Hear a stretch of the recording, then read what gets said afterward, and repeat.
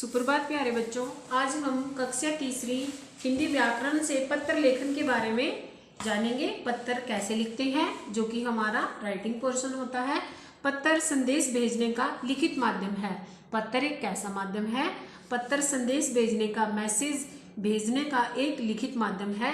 यह एक ऐसा साधन है जिसके द्वारा हम दूर रहने वाले अपने मित्रों व संबंधियों की कुशलता का समाचार जान सकते हैं।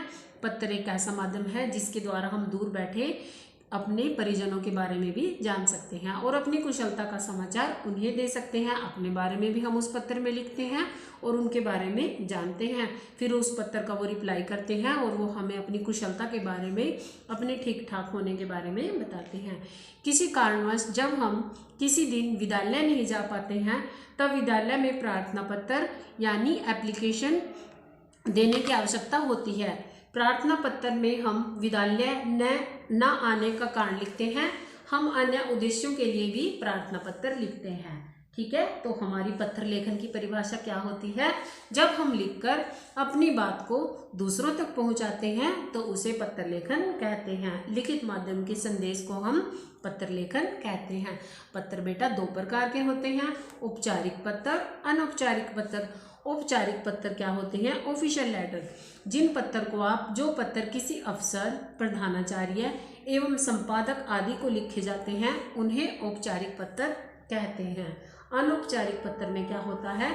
जो पत्र घर वालों, सगे संबंधियों, मित्रों आदि को लिखे जाते हैं उन्हें अनौपचारिक पत्र या व्यक्तिगत पत्र कहते हैं। आइए औपचारिक पत्र और अनौपचारिक पत्र का एक एक उदाहरण आज हम करते हैं। सेवा में बीमारी के कारण अवकाश हेतु प्रार्थना पत्र। सेवा में प्रधानाचार्य जी।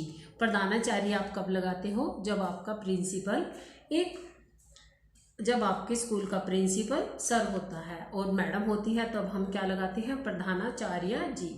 आगे हमारे स्कूल का नाम लिखा जाएगा। इसमें लिखा है बाल भारती पब्लिक स्कूल।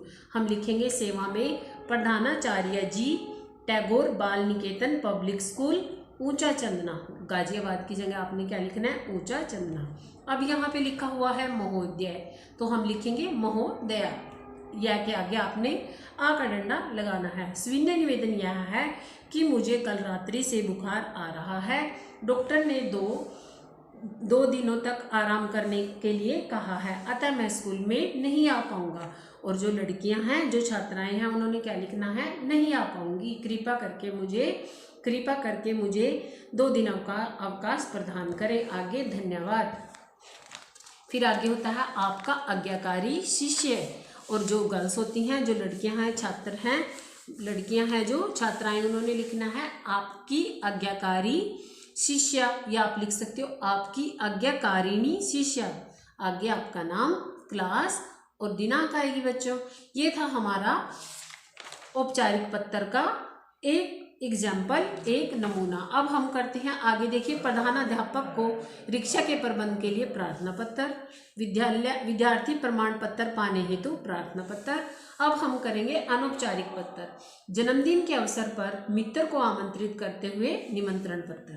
अनौपचारिक का मतलब होता है जो पत्र आप अपने पेरेंट्स, अपने सगे संबंधियों, अपने मित्रों आदि को लिखते हो, उसे हम मामा को लिखते हो, यानी कि आपके रिलेटिव।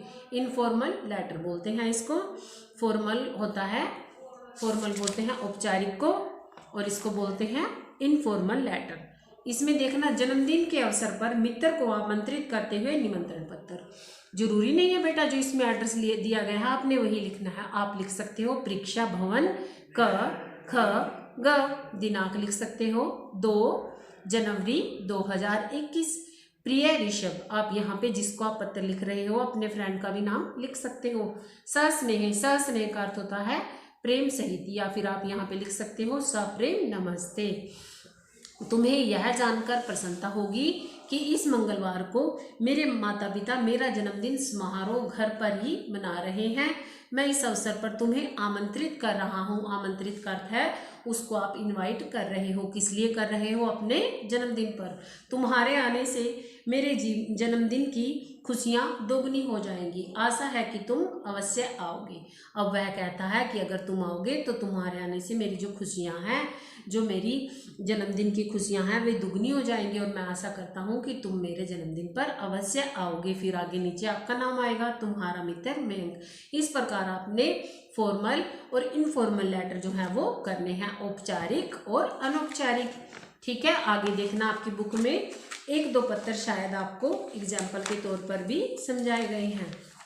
ये देखिए, मित्र को भविष्य की योजना बताते हुए पत्र लिखिए कि भविष्य में आप क्या करना चाहते हो, 10th के बाद +2 के बाद आपने क्या करना है। अपने परीक्षा फल का अर्थ होता है रिजल्ट की सूचना देते हुए नाना जी को पत्र लिखिए। तब आपने जो मैंने आपको वीडियो में समझाए हैं वो पत्र आप नहीं करोगे। अपनी उत्तर पुस्तिका में आपने पहले वाला और दूसरे वाला पत्र जो है वह लिखना है। ठीक है, बीमारी के कारण तो आपको पीछे मैंने समझा दिया है, तो आप ये पत्र क्या है करेंगे। इस प्रकार घर पर रहें, सुरक्षित रहें। धन्यवाद प्यारे बच्चों।